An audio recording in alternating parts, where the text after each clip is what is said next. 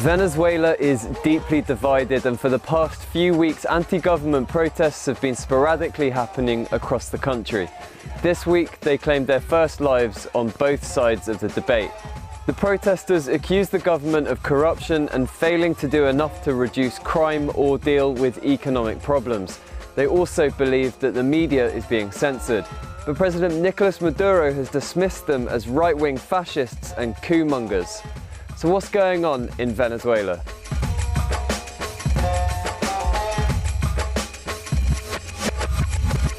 The leader of the main opposition on the streets is this guy, Leopoldo López.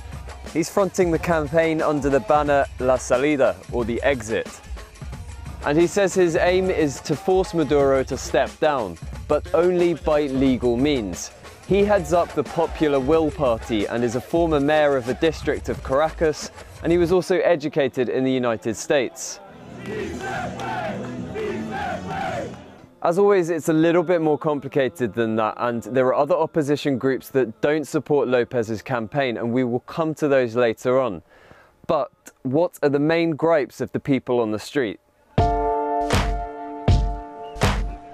Firstly, there's the political motivation. They accuse Maduro of ruling by decree. Last year, the president asked the National Assembly to grant him special decree powers. He said he needed them to fight corruption and improve the economy. The opposition countered that he would use them to undermine democracy and advance his agenda. It's worth noting that at the moment, Transparency International ranks Venezuela as the 16th most corrupt country in the world. And there are links in the video description if you want to find out more about how that's worked out. The thing is that Maduro was handpicked as the successor to Hugo Chavez. Chavez may have been painted as a dictatorial monster by some media outlets in the West, and he was widely accused of silencing his political opposition. But he did also reduce poverty in Venezuela by more than 20% between 2002 and 2010. And Venezuela also had the best ranking for socio-economic equality in the entirety of South America. So Chavez enjoyed widespread popular support at home, partly because of that record, and partly because he stood up against Western neoliberalism. Yesterday, the devil came here. Right here. En este mismo lugar, right here. Huele a azufre todavía. And it smells of sulfur still today. Maduro, on the other hand, only won the elections by a 1.5% margin. He promised to maintain Chavez's legacy, but he doesn't have the same popular support. Then there's the economic motivation.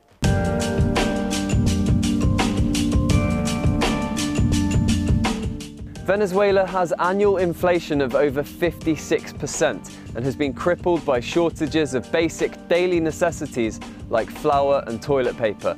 People have reported having to queue for hours to get even staple products. The shortages are also hitting newspapers, which can't find the paper to print on. Several local publications have already been forced to shut down, and major national ones have had to reduce their size just to keep themselves in business. They say that Maduro is trying to force the papers that question his policies out of business while funding pro-government publications. And Maduro probably didn't help himself on that one by threatening to impose sanctions on media outlets that reported on the escalating violence. There's also the NTN24 news channel, which says it was taken off air because it decided to cover the protests. And then you've got the crime motivation as well. Venezuela has one of the world's highest rates for violent crime and murder. The protesters simply want to see that reduced with added security.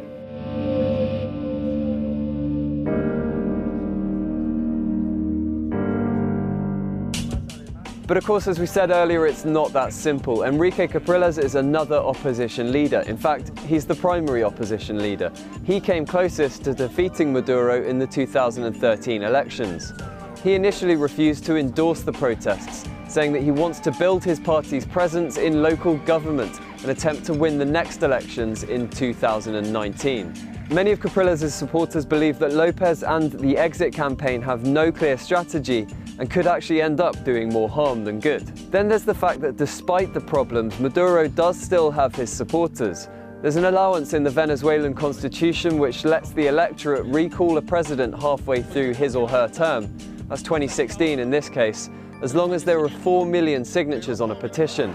The trouble, according to Lopez, is that that might be too far away. He said this: "This is David versus Goliath. Venezuela is getting darker and darker in terms of the kind of future we can have."